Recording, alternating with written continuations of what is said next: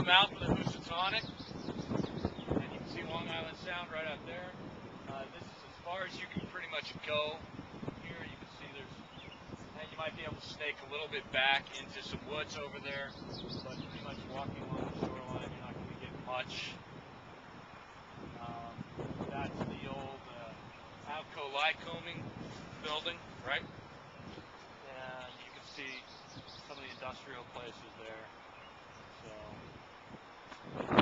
but this is right behind the Logan Field, so come out for a game. Next game is Thursday night. And what we have here is right over from that little Long Island Sound park with the nice benches and stuff behind DeLuca Field. We have a lark boat, which is a Army surplus. A lot of towns in Connecticut got them. And here's a nice shot of it, as you can see, and it's just sitting here. Not exactly sure what all this is, but this is just to the northeast of that little park. As you can see, there's some work being done back here. So if you do come up here, be careful.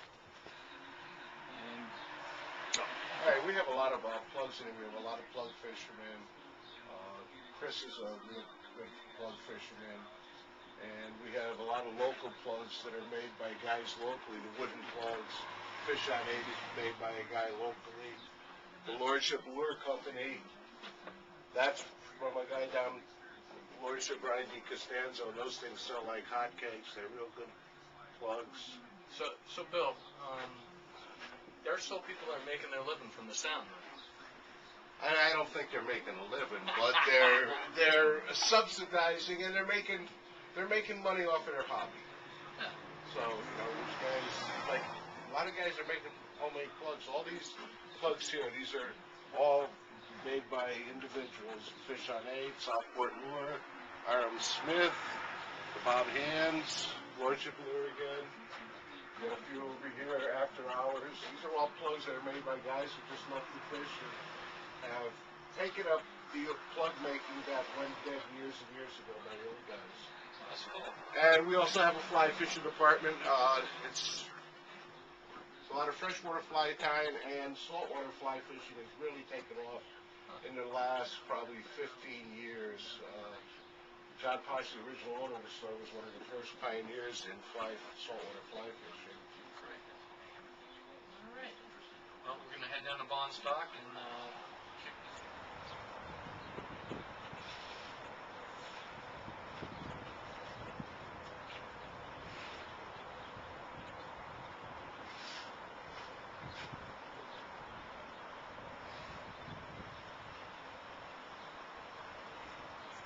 They work the oysters out of here, and I guess they put them on the larger boats that come out of Norwalk. They're put out in the sound to further cleanse themselves. But this is one of the breeding areas, hatchery areas for the oysters. A lot of guys make a living. Art. This is the Shakespeare Theater. It's actually the Shakespeare Festival Theater. It was opened in 1955. It's been closed since the mid-1980s. As you can see, it's a beautiful, beautiful building, but it's falling apart. Beautiful park-like setting. They still stage some events here, at least they have in the past. And who knows if it's ever going to be open. What's interesting about it, if you've ever been to the London reproduction of the Globe, it's a very similar setting. The Thames runs right up to the theater, so it's actually a very similar setting to what you could find over in London. Just obviously without all the city around it, because this is pretty much a neighborhood on either side.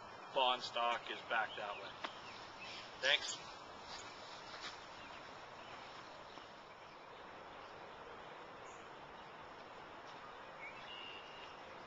Here we are at Max Harbor. This is the site of the first landing in Stratford by the Europeans. They called it originally, you can't see it on the sign, but it was under Reverend Adam Blakeman, and it actually goes down further.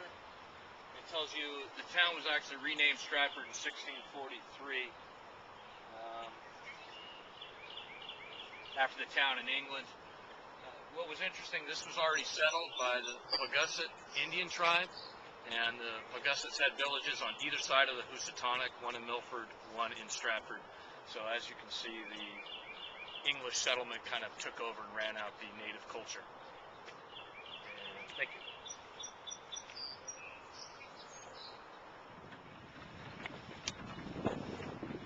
The thing we've noticed about Stratford is there are a lot of boats just anchored up and down the river. You can see them as they kind of create a little fence on the river. Also, what's interesting is we have the water treatment sewer plant right over there. You can see the top of the building. A number of engineers have been warning that if global warming does occur and sea levels rise, plants like that could become a liability because they're so close to the water. They would have to be rebuilt somewhere else higher on higher ground. So, thank you. You see Ernie. Ernie. I'm thinking Pam Deck Jr. Antoinette.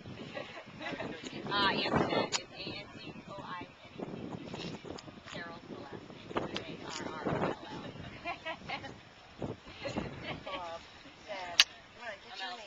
Yeah, El's wife. Yeah, right. Barbara. Audrey's mom. Yeah, that's right.